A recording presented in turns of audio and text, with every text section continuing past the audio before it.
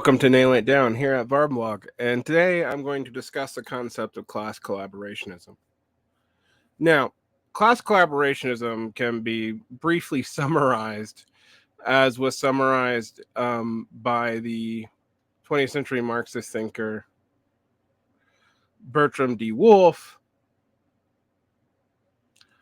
What is good for the boss is bad for the worker, and what is good for the worker is bad for the boss. Now, this, however, can be reduced to silly reductions of class. So the idea, for example, not all socialists were workers, therefore it's an invalid movement. To understand the Marxist response to this, and even certain anarchist responses to this, we have to break down what a class is. For Marxists, class is a relationship to the mode of production that also entails control over capital or rents. Capital being productive, rents being extractive. There are also subclasses and intra-class strata. There's something like 15 classes mentioned in Marx are class categories or social categories, and how we actually break them down, because not all of them are about, for example, the relationships to production, gets complicated. Furthermore, Lenin adds that there are legal elements to this as well. So caste and legally mandated classes are still classes for Lenin, and there's good evidence that it was for Marx and Engels too. Nonetheless, we still have to break this down a little more. I've talked about this a lot, but there is a distinction between the individual, the aggregate, and the collective. And we can think about the difference between the aggregate and collective in Hegelian terms as the class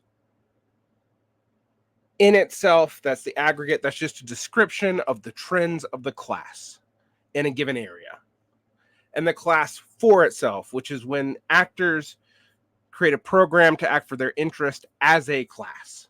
All right. Sometimes Marxists will refer to this as class consciousness. Awareness that there are similar interests between you as a type of person and another type of person. Now, there are other social categories that are important: gender, race, region, religion. Marxists don't break that out, neither do anarchists. And that is considered. Furthermore, which classes you collaborate with is kind of different depending on the situation. So while the Second International thought the focus should be on the proletariat and maybe elements of the petite bourgeoisie and the peasantry, the Third International, in the case of backwards countries such as Russia and China, advocated for the dictatorship of the proletariat and peasant, with the proletariat at the lead. But peasantry had to be included, and peasant interest had to be included, although the goal was to eventually proletarianize the peasants so that they would enter into a next stage, which is a dictatorship of the proletariat.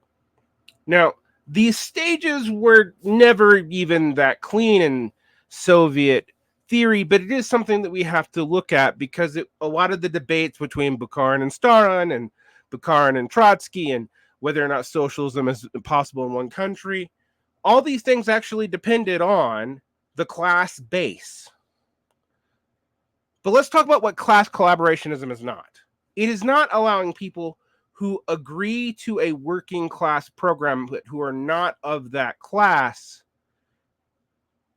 into the party. That's not class collaborationism. Marx and Engels were not proletarian. Kropotkin was not proletarian. All right. So again, this is not unique to Marxist here. The idea of the merger thesis, that the labor movement and the socialist movement would merge, with the labor movement being rooted in the advanced sections of the proletariat and the socialists subsuming themselves to that, again, is premised on this idea that the individual, the aggregate, and the collective are different. All right. Now, class collaborationist politics is a principle in which the organization of societies believe that the division of society into social hierarchies is positive, is an essential aspect of civilization, not just that people have different needs, but they're actually of different value.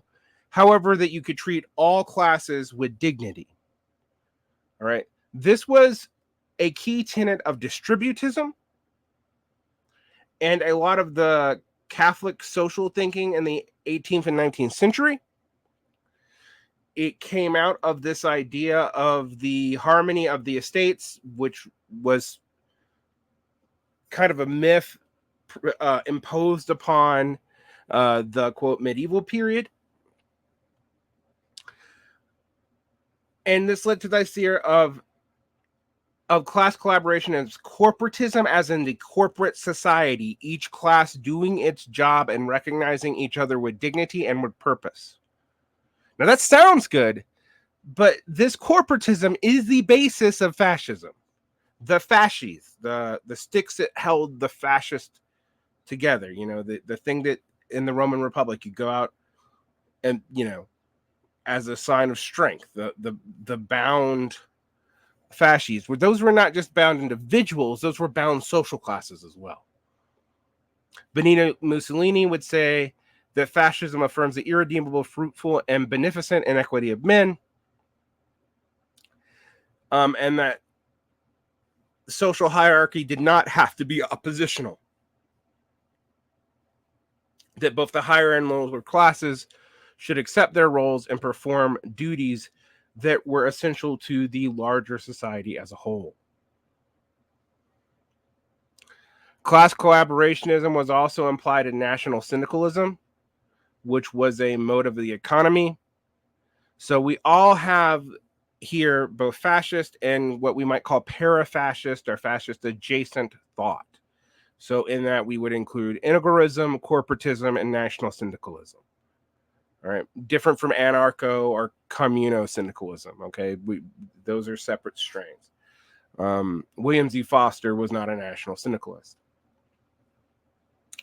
Communists have always rejected this because they have pointed out that there is no way for one class at the top to not subjugate and exploit the classes at the bottom in a way that would cause class struggle, and that this class struggle would constantly shift society. And with the goal for communists being at the end of the struggle, and if you're a Marxist, at the end of the struggle, when you go through a period of dictatorship of the proletariat, where everyone is proletarianized, it's not just killing everybody, right? Yes, there's violence involved, but the point is that everybody will eventually become a worker, and as they become a worker, they will participate in the workers' institutions and gain their rights by participating in those workers' institutions, thus integrating into the communist whole. And that since workers had no interest in productive property as such,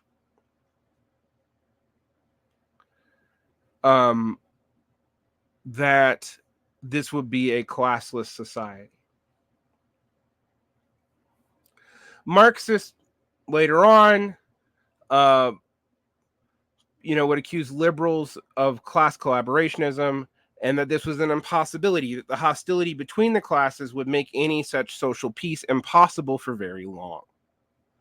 It could be possible briefly, but the exploitation of the lower classes, peasants, workers, etc., would lead to all kinds of struggles eventually.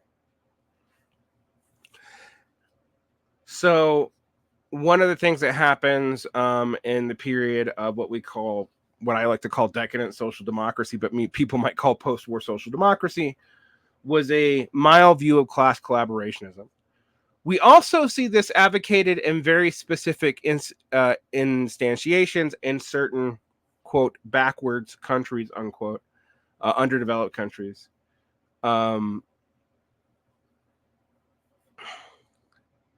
Such as Mao Zedong's concept of new democracy, which called for the peasantry, the proletariat, the petty bourgeoisie, and the national and patriotic elements of the bourgeoisie to collectively operate for the building of socialist society. in my opinion, this puts a big strain on what Marxists would consider acceptable, although the mass line and Mao New Democracy was specifically for building the social forces in China and the productive forces in China so that a bourgeois revolution could be bypassed. Basically you have your socialist revolution and bourgeois revolution at the same time. But that's where this idea of even not even a petite bourgeois class collaborationism is possible. In both the fascist and in the Chinese communist case, the idea of a national proletariat or a proletarian nation came up. Fascism invented it kind of concurrently to Maoist, or actually not Maoist, Chinese communists before Mao even took over the party. It was a tension in the Chinese Communist Party in the 1910s and 20s. Was this a kind of orthodox, quote unquote, orthodox Marxist, closer to the Second International and early parts of the Comintern on one side, and a national developmentalist project on the other that was largely considered class collaborationist. The reason why Marxists and many anarchists reject class collaboration is that the interest of the collective bosses is going to be different than the interest of the collective workers. Now, that's not necessarily true. Remember how I'm breaking this down. Aggregate, collective, and individual. Individuals may see their lot, even bourgeoisie may see their lot in with the proletariat, but they are not supposed to dominate the programs of a proletarian movement or party. All right. So just having people from multiple social class backgrounds who've thrown their lot in with a workers' movement is not in and of itself class collaboration. Class collaborationism is when you try to argue that the organic whole of society requires the classes to get along, and there you go. I hope that explains the concept, because a lot of people seem confused on it.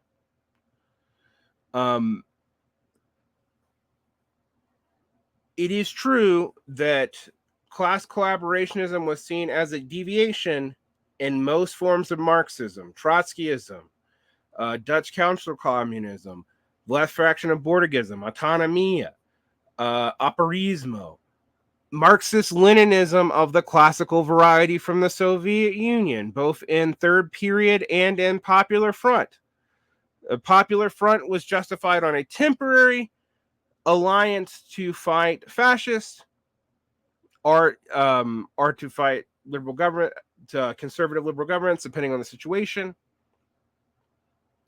But it was never supposed to be anything beyond temporary, and there's no theory that the classes could get along. There was an idea that the progressive bourgeoisie had a role to play in history, but ultimately they would need to be liquidated into the proletariat or to cease to exist, depending on the situation. It's only with the advent of the mass line and New Democracy where class collaborationism is tolerated temporarily, and things like Marxist-Leninism, Maoism, Mao Zedong thought, etc. You also see class collaborationist arguments of modern classes in things like Juche. Juche has a special place for the kind of Confucian intellectual. That's why there's a little brush in the flag. All right. So as different societies tried to deal with this, there was often other classes that were assumed to be collaboratable. And even classical Marxism tended to have an interesting relationship to the peasants. Marx describes the peasants as both conservative and revolutionary in the Brumaire, and that the conservative elements manifest themselves in Bonapartism, and the revolutionary elements manifested themselves in things like the sans-culotte. Nonetheless, ultimately, the proletariat has less integration into productive property, and thus can only really be seen as the true leadership of the working class. But because of a need for food, and in most places outside of the United States and Great Britain, agriculture had not been subjected to wage labor. sharecropping and even serf relations were still somewhat common in the 19th century, it was seen as perhaps working with the peasants in specific cases was justifiable, but only the peasants and the non-hostile classes later on in Mao. Mao had a theory of like the lumpen as problematic but non-hostile. So that's where this idea of brainwashing even came from, that the Maoists would have schools for people who were in gangs or sex work, etc. Servants of warlords. And if they would sign on to the program, they'd be educated and given productive work and possibly even integrated into the party if they really wanted to be and showed proper initiative. All right, that's how Maoists handled the lumpen. The way lumpen also is a different thing. I'm not going to get into that. But the reason why Marxists and most anarchists reject class collaborationism, at least with the ruling classes, is that the ruling classes and the oppressed and subjugated and exploited classes cannot really ever be at social peace except at the expense of workers. And if there is social peace, it is usually bad for the workers. And I hope that explains the concept to you. Have a great day.